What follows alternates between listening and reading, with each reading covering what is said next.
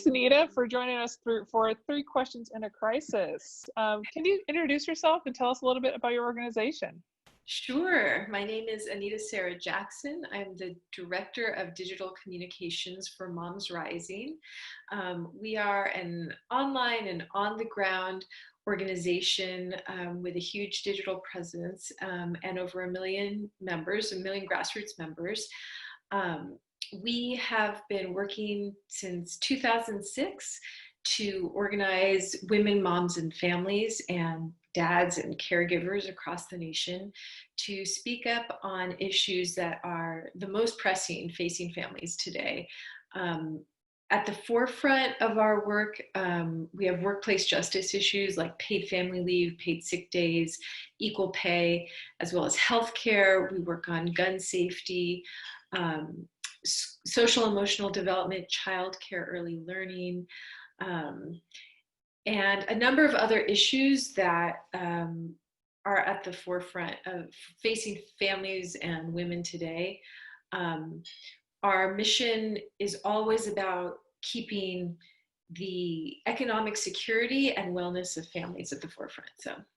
Well, cool. So, what is mission critical for you to communicate during this time? I know, you are a virtual team, with virtual folks across the country. So I think, the shutdown is a big deal, but it's created a lot of issues for moms and for parents all over the country. So what's really been mission critical? Like, how do you pick which things to tackle?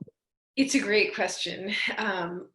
We've kind of been working on these issues, for well over a decade now. And with the pandemic, as well as with the Black Lives Matter police brutality work, we've really seen these issues come into great focus. So, in February, March, April, when we saw Congress really start to take action, putting together these huge legislative packages like the HEROES Act and the CARES Act oh, that's my husband working from home right now, to really address the economic crisis that was facing so many families. We saw issues like paid family leave rise to the top immediately, and MomsRising was able to really jump on that because we'd been working on that, mobilizing storytellers, people for whom this was an immediate issue, and connect them with the media so that they could tell their stories on a larger platform, as well as using our social media platforms and our blog to amplify their voices. So that was kind of immediately a legislative, crisis that came to the fore that really was a place where we could immediately lead because we'd been doing the work for so long. And then I think more recently with, we've been working for a really long time on issues relating to Black Lives Matter and supporting the Black Lives Matter, the movement for Black Lives. And, we've been focusing on maternal health and maternal justice. I think it was a year ago that NPR and ProPublica joined forces to do an expose about how Black women in hospitals face a much greater morbidity and mortality rate than other groups. And, it was really important to us to tell the stories of women who are facing that. So we're seeing kind of in this incredible moment in our country, the issues that are facing women and families really start to rise and be, not relegated to, kind of the back page of the paper, but really are headline news. Absolutely. Yeah, it's, yes, there's a lot to communicate right now. I think it's a fascinating thing about really kind of choosing the message of the day in a lot of ways. It's a lot. So, I don't know, through all this work you've worked on for the last couple months during this crisis, this ongoing crisis, what's one piece of communication that you've been particularly proud of, or think that's just landed really well or had a really good success? So there are, it's hard to pick just one, as you know. Yes. But for us on our blog, we have, you know, the pieces on our blog, our blog is a large soapbox. So we have over 3,000 bloggers registered to write for us, and they span from everyone from our grassroots voices to elected officials, legislators, to grassroots leaders and organizers and policy folks. And what's really risen to the top are, very practical posts about like how to. This law is passed. How do you sign up for unemployment insurance, unemployment benefits now that that's passed? What does it mean that Congress is doing XYZ, to help unemployed people? What are the practical steps that you can take in your state, to see what your state has done to support, everything from paid leave benefits to what's changing about healthcare to unemployment. In this specific moment, people are really looking for immediate help on that. So we've seen those really rise to the top. The other one that's really gotten a ton of traffic and shares is a post that we've done about talking with kids about race. We partnered with an organization called Embrace Race to put together 10 tips on talking with your kids about race.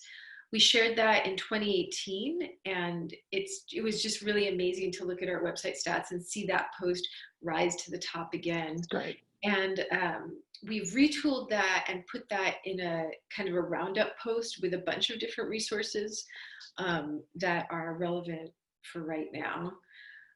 So those are some resources that we've seen get so many hits and shares, and people are talking about that.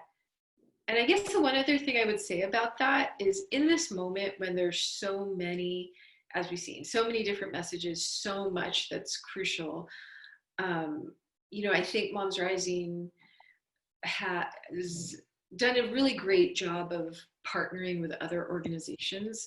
It's really our strength and our backbone. And, I think in terms of communications, when you are in coalition with other grassroots organizations, it's the best way to get a consistent message out there. Absolutely.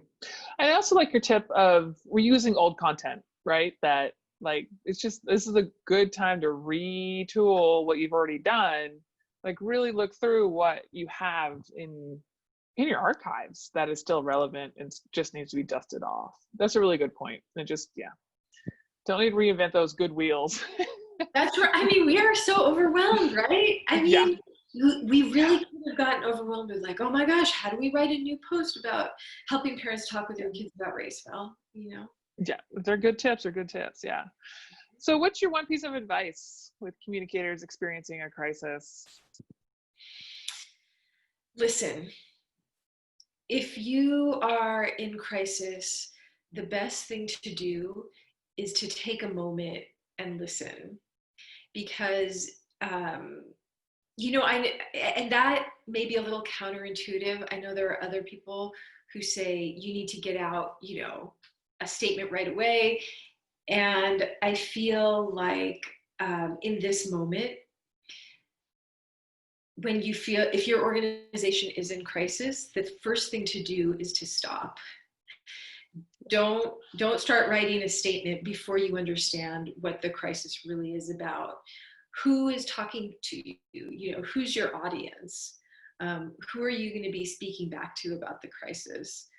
I think listening helps you get a good handle on those things and gives you a moment to take a breath and recenter on your mission so that you can respond from a place of authenticity.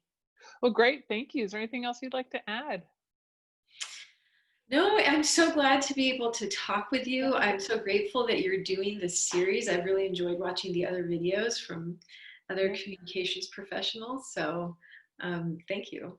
Yeah, thank you so much for joining us today, and good luck and take care and Thank do you. all the good things you do. Thank you. Thank you so much.